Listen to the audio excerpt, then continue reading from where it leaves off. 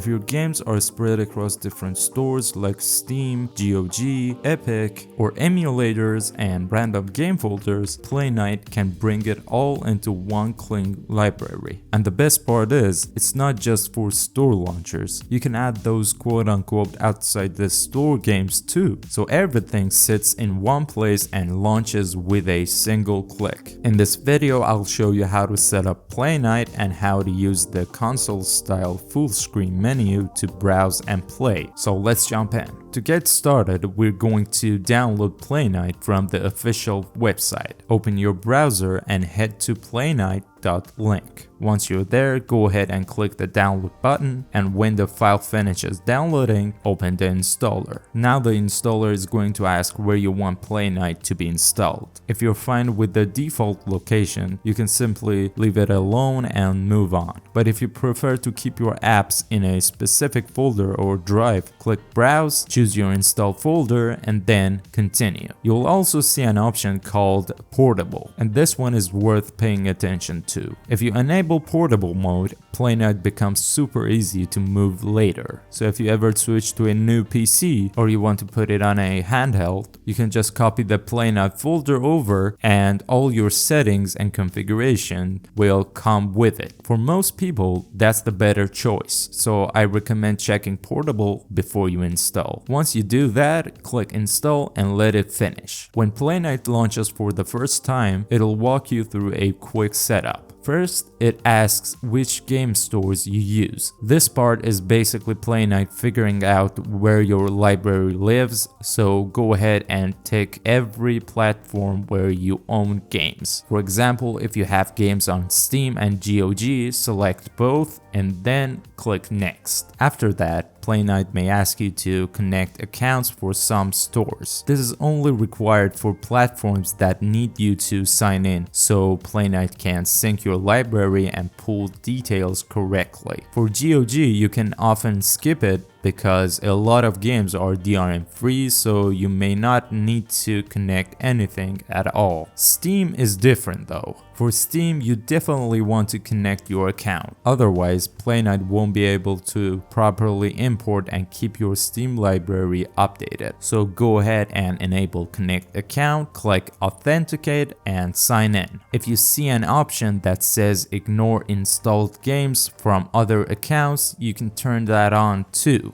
especially if more than one Steam account has been used on the same PC. Once that's done, click Next, then Finish, and then Playnite will open up with your library. At first, you'll notice games appearing gradually, usually on the left side because it's still importing and syncing in the background. That's normal, so just give it a moment. Now, in terms of how your library looks, you can switch between different views. There's a grid style layout that shows big cover art, and that's the one most people like because it feels like a console library. There's also a list view if you prefer something more compact. I'm going to stick with the grid view because it makes it easy to spot games quickly, and you'll also see Playnite automatically downloading cover art and extra info for a lot of your titles. At this point, you might be thinking, okay, this is nice, but what about games that aren't tied to a store? And yeah, that's the big part of why Playnite is so useful. So let's add standalone games next. Go up to the top left, click the Playnite icon, choose Add Game, and then pick Scan Automatically. From here, you can select the folder where your games are installed, and then choose the game exe files.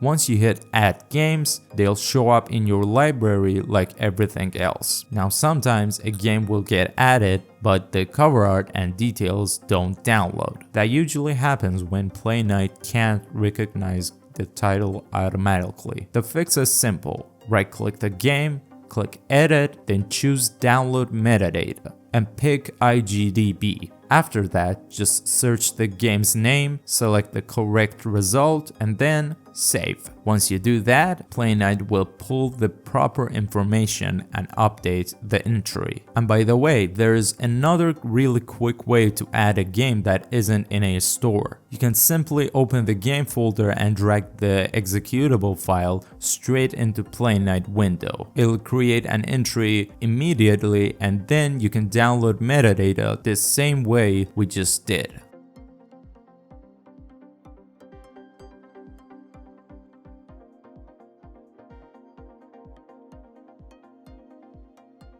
Alright, now that we've covered regular PC games, let's talk about emulators, because Playnite can handle those too. The key thing is you have to introduce your emulators to Playnite first, and you definitely want to do that before importing any emulated games. So once again, click the Playnite icon in the top left, go to Library, and then choose Configure Emulators. In that menu, you'll see an import option. Click that, then navigate to where your emulator is installed. For example, if you're using RPCS3 for PS3 emulation, select the RPCS3 folder. Playnite will scan it, recognize the emulator, and once you see it listed, go ahead and click Import to add it. If you have other emulators, you can repeat the exact same process. It's basically rinse and repeat. Now we're ready to bring in your emulated games. To do that, click the Playnite icon again, choose Add Games, and this time select Emulated Game. Then click Add Scanner. Here's where we tell Playnite what to scan and how. In the Scan with Emulator section, choose the emulator you want to use, like RPCS3. For the profile,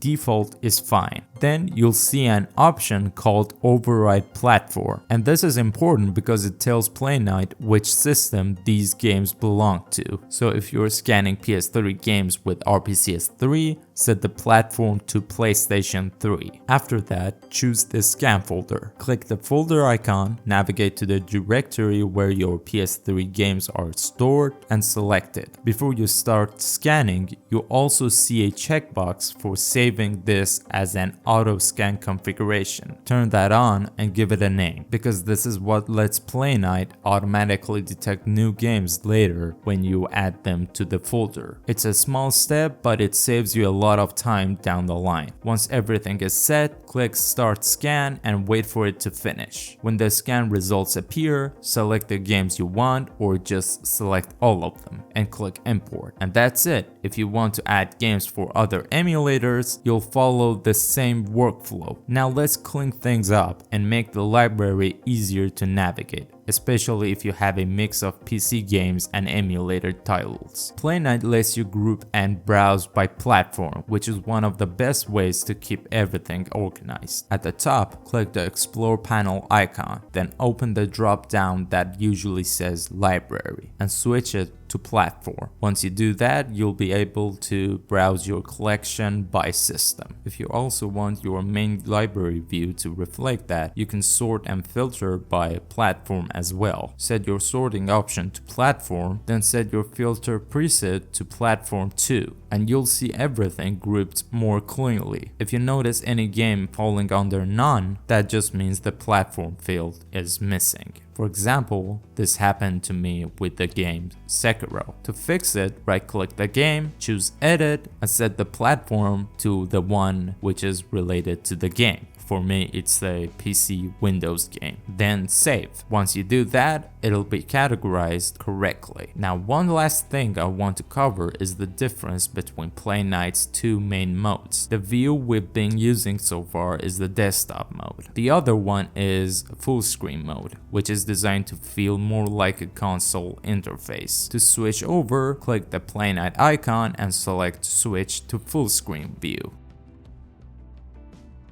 What you're seeing here is the default full screen theme. You can make this look a lot more immersive with add-ons and custom themes like Anarchy Remake and others, but setting that up can take some time and isn't always beginner friendly, so for this video I'm sticking to the default setup. If you want to go deeper later, a quick YouTube search will give you plenty of theme guides. Even in the default full screen mode, you can still control Playnite entirely with a controller, which is great for couch gaming. The one downside is that platform filtering is limited unless you install the right themes, add-ons, and tweak a few settings. Still, as a simple console-style launcher, it works well. When you're ready to leave full screen mode, press the start button on your controller, then choose switch to desktop mode. And finally, if you want Playnite to launch directly into the full screen every time, here's the easiest way. Go to the folder where Playnite is installed, find the Playnite full screen executable, and create a desktop shortcut for it. From that point on, whenever you open that shortcut, Playnite will jump straight into full screen mode without extra steps. And that's the full setup. If this tutorial helped, leave a like and subscribe for more setup guides like this.